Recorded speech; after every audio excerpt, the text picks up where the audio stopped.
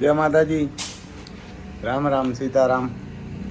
હજો આમ બે ત્રણ દેહનું છે, આપણે એમ બોલીએ એને કે બે ત્રણ દેહનું છે એટલે આપણે બોલીએ. એક તો છે આમ બલ્ગેરિયા, એને બલ અડધો લ છે એને બલ્ગેરિયા એ છે work permit. Bulgaria work permit છે.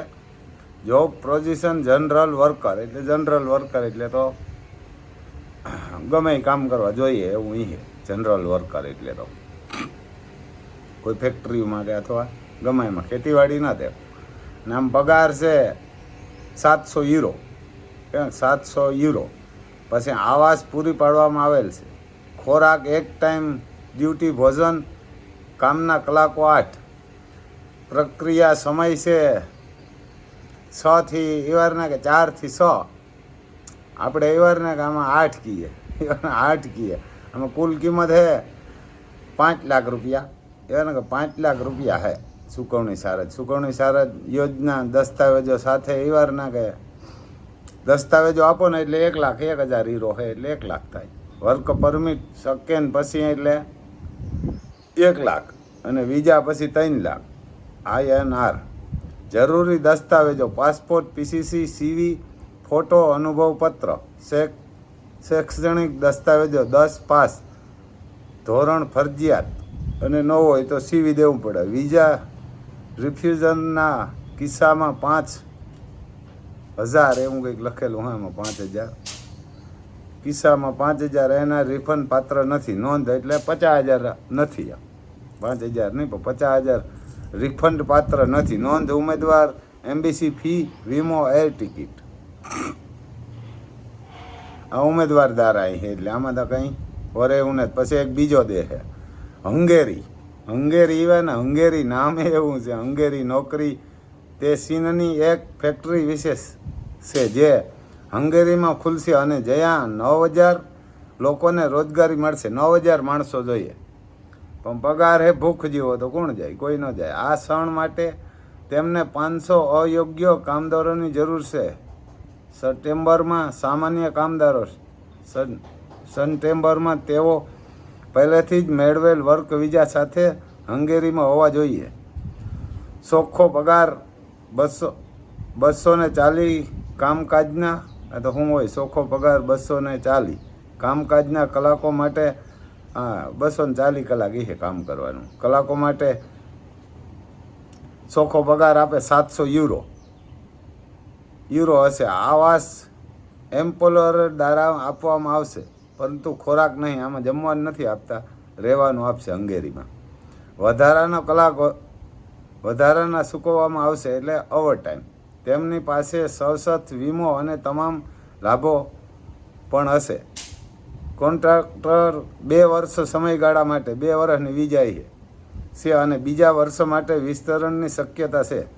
વિઝા મેળવવાનો સમયનો 4 થી 6 મહિના, આપણે 7-8 મહિના કહીએ મહિનાનો છે. તેથી આપણે હવેથી ભરતી શરૂ કરવી જોઈએ. માત્ર કરાર માટે કિંમત શેનઝેન રાજ્ય માટે પ્રમોશન છે. આ શેનઝેન એટલે આમાં ન જવાય. આ શેનઝેન દેહ એટલે આપણે બીજી નથી ખબર પણ આ બહુ કંઈ સારા દેહ ન હોય. પછી તમારું કોઈને જાણીતા હોય ને તમે કોઈ ઓળખીતા હોય અને જવું હોય તો ભલે. શેનઝેન એટલે આ 28 દેહમાં આવે પણ આમાં કંઈ બીજું હોય, ફેરફાર છે થોડો. રાજ્ય માટે પ્રમોશન છે. INR. કુલ ખર્ચો ઉમેદવાર 6 લાખ રૂપિયા. એડવાન્સ 1 લાખ છે. 150 એટલે 1.5 લાખ રૂપિયા યુરો એટલે INR યુરો. જ્યારે તે ઇમિગ્રેશન તરફથી આમંત્રણ અને એપાર્ટમેન્ટ બુકિંગ લેટર મળે છે અને બાકીના 3.5 લાખ રૂપિયા INF વિઝા મેળવ્યા પછી. મહેરબાની કરીને નોંધ કરો અને અમને મેના બીજા હપ્તા સુધીમાં મહત્તમ અરજીની જરૂર છે. અમારી કંપની એમ્બેસી એપાર્ટમેન્ટ સાથે વહીવટ કરે છે. સરકારી કાર્યક્રમ હોવાને કારણે તેની ચર્ચા પહેલાંથી જ થઈ ચૂકી છે અને આ કોન્ટ્રાક્ટર માટે શું આવે છે તેને દૂતાવાસમાં પ્રમાણિકતા આપવામાં આવે છે. જરૂરી દસ્તાવેજ પાસપોર્ટ નકલ, ડિજિટલ ફોટો, CV, શૈક્ષણિક દસ્તાવેજો, અનુભવ પ્રમાણપત્ર જો કોઈ હોય તો, પરિચય વિડીયો, દૂતાવાસ સબમિટ માટે, એટલે દૂતાવાસ સબમિટ માટે. આ હંગેરી છે, હંગેરીમાં જાય તો અમે ક્યાંક હંગેરી ભાઈ, હંગેરી નિવારને કે તો સેન્જનનો દેશ છે. એટલે છતાંય તમને કોઈને સારો લાગતો હોય તો આપણે કંઈ વાંધો નથી, આપણે બધી પૈસા મળે એવું કંઈ નથી. બાકી આ ગયા જેવું છે પૈસા હોય ને તો કેનેડા વર્ક પરમિટ, કાલે આપણે વિડીયો મૂક્યો હતો એમાં અધૂરું હતું. કેનેડા વર્ક પરમિટ પ્લમ્બર બરોબર એક વસેરો અહીંયા રેડી નાખે અને માં સર્વિસ થવા ગઈ ને સર્વિસ સ્ટેશન ઉપર, એટલે અભિજીત છે ને plumber, appliances, installer, washing machine, microwave, fridge, plant washing વગેરે, ચિત્રકારો, ઇલેક્ટ્રિશિયન. પગાર પછી CAD પ્રતિ કલાકથી શરૂ થાય છે. 1 વર્ષ માટે લઘુત્તમ કરાર, એટલે 25 રૂપિયા એમાં ભાવ આપે કલાકનો. કેનેડામાં CAD એટલે એના રૂપિયાનું નામ એ, પછી આપણે ખબર નહીં, પણ આના 1 રૂપિયાના 64 રૂપિયા થાય કેનેડાના, એ આપણને ખબર છે.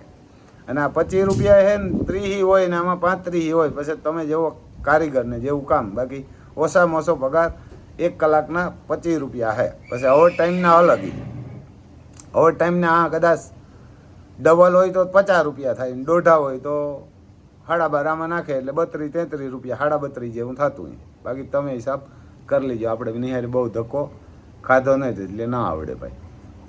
દોઢો પગાર હોય તો 32-33 થાય, ડબલ હોય તો 50, 25 ને 50 થાય.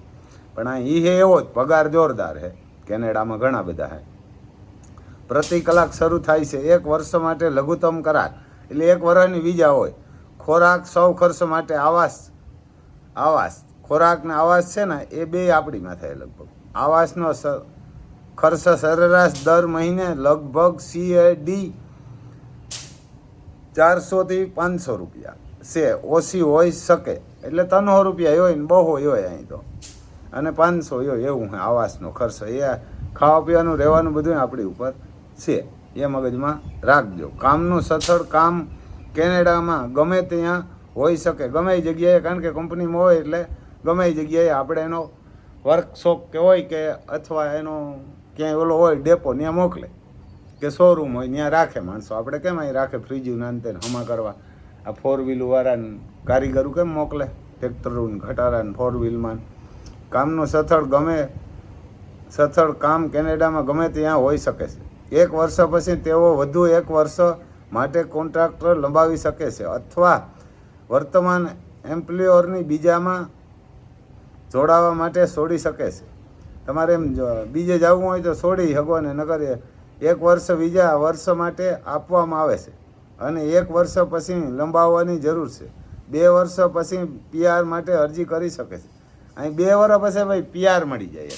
કેનેડા નહીં સારું, ત્યાં તમને નાગરિકતા 2 વર્ષમાં મળી જાય ને પગારી ઘણા આપે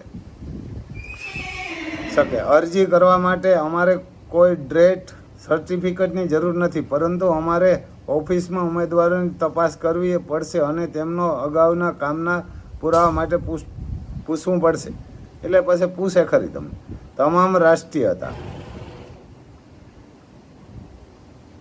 VFS પર અરજી કરવાથી લઈને વિઝા કલેક્શનમાં મહત્તમ 2 થી 3 મહિનાનો સમયગાળો લાગે. 2 થી 3 મહિના, આપણે 5-6 મહિના કહીએ. આમાં રૂપિયા છે 20, એને આમાં રૂપિયા છે ને 20 છે.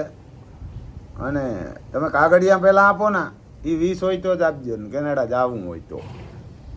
બાકી આ પૈસા છે ને 5-6 લાખ 8 લાખ સુધી પગાર સુજે, પણ અહીં જોઈએ એને કે 20 લાખ રૂપિયા જોઈએ ભાઈ. 20 હોય તો મેળ પડે, નકર ન પડે.